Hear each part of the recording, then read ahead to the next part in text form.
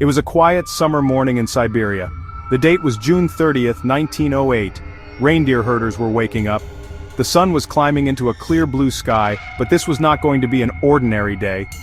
Suddenly the sky was torn apart by a light brighter than the sun itself. It was a blinding flash. A colossal fireball streaked across the heavens. For a moment, everything was bathed in an impossibly intense glow. People hundreds of kilometers away felt a wave of heat wash over them. It felt as if their clothes might catch fire. This was not a storm. It was something else, terrifying and unknown. Imagine standing in your home, far from the center. The world outside your window turns a brilliant, searing white. You shield your face from the heat. Then comes the sound, a deafening series of explosions like 1,000 cannons. The ground shakes violently, windows shatter. Doors are blown from their hinges. Objects are thrown from shelves. The shockwave travels for immense distances, knocking people off their feet and causing panic. It was a moment of pure primal chaos, a force of nature unleashed. Had it occurred over London, had it occurred over Paris, millions would have died instantly. But it happened in the vast, empty taiga, so the world barely noticed. News traveled slowly in those days. It would be years before scientists grasped the scale of that morning. Aftermath, confusion, and fear. Local Evenki believed a god had come with great anger. They spoke of a fiery dragon. They spoke of a pillar of fire descending. Their stories, the sky split in two, the forests on fire. A great wind flattened everything in its path. For them, it was the end of the world. For scientists, one of the 20th century's greatest puzzles. In the years following the 1908 blast, strange reports began to filter out of the Siberian wilderness.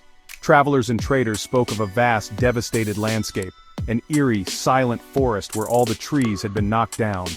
But it was not until 1927 that the first scientific expedition, led by Leonid Kulik, reached the site. What he and his team discovered was breathtaking, almost unbelievable destruction. For as far as the eye could see, the mighty Siberian forest had been completely and utterly flattened. It was a ghost forest, a graveyard of trees. The area of devastation was immense, over 2,000 square kilometers, larger than modern-day London. An estimated 80 million trees were felled in an instant, lying in a strange radial pattern like the spokes of a giant wheel. All the trunks pointed away from a ground zero, as if a giant invisible hand had swept across the land. Yet at the very center the trees stood upright, stripped of branches and leaves. A telegraph pole forest. Scorched and skeletal, scientists call this the telegraph pole forest. This strange pattern suggested the object had not hit the ground, but exploded in the air several kilometers above the surface. The blast wave shot downwards and outwards, flattening the surrounding forest. The silence was unsettling. No birds, no animals. Just the wind whistling through skeletal remains. For decades, little grew back in the most affected areas, a scar that would not heal. The flattened forest of Tunguska is an enduring image, a physical record of immense power. While the flattened forest told one part of the story, witnesses provided the human perspective. Hundreds of accounts from across central Siberia shared remarkably similar details.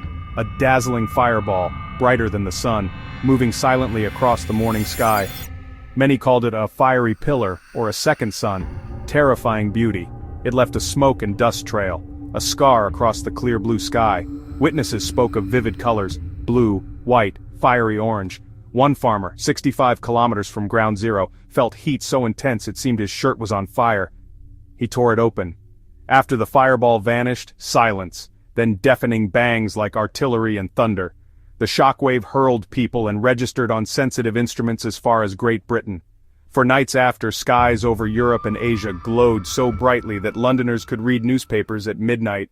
The first person to truly dedicate himself to solving the Tunguska mystery was the Russian mineralogist Leonid Kulik. He was fascinated by meteorites and convinced a giant iron body had fallen in Siberia. In 1921 he won funding for an expedition to a remote, roadless land of swamps and dense forest. His first journey yielded only stories, but extraordinary ones. In 1927 he reached the heart of the devastation. Certain he would find a crater and fragments, he mapped tree fall, dug pits, and even drained a bog. But there was no giant hole, no meteorite fragments, no iron or stone.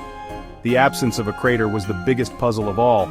Kulik led more expeditions through the 1930s, never giving up, but never finding the evidence. War intervened and he died in 1942. Even so, his documentation, maps, and witness confirmations shaped the debate for decades. Those bright nights likely came from high-altitude dust or cometary ice crystals thrown into the stratosphere reflecting sunlight. It turned night into a lingering, eerie twilight. All signs pointed upward, to the sky. With no crater and no fragments, scientists proposed the leading explanation: a stony asteroid or a small comet. A comet is ice, dust, and frozen gases. An asteroid is rocky. Rushing into the atmosphere, immense pressure and heat superheated, fractured, and exploded the body mid-air. An airburst 5 to 10 kilometers up would drive a downward-outward shockwave matching the radial treefall. With the object disintegrating aloft, no crater formed. Fine dust could explain the bright nights. It fits witness accounts and ground damage, elegant and scientifically plausible. Still, stranger ideas emerged. A tiny black hole passing through Earth. Antimatter annihilation. A secret nuclear test. Dismissed. The event predated the atomic age and no fallout was found. A disabled alien craft exploding, popular in fiction but with no evidence, no fragments, no technology, nothing.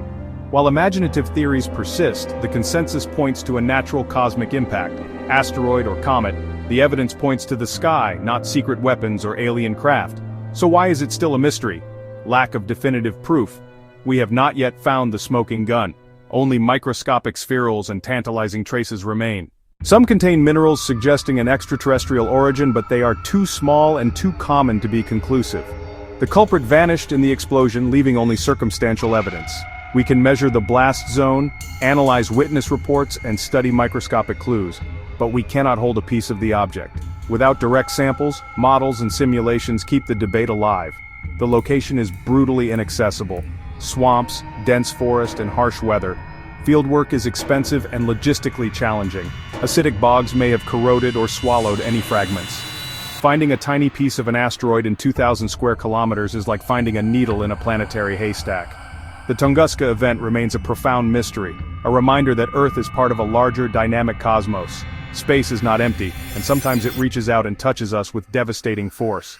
What really happened that summer morning? A rock from the asteroid belt or a visitor from the icy outer solar system? Perhaps one day we will find the final clue. Until then, the silent forest keeps its secret. If you enjoy exploring history's strangest events, subscribe to The Unusual Record. And tell us, what do you think happened in Tunguska?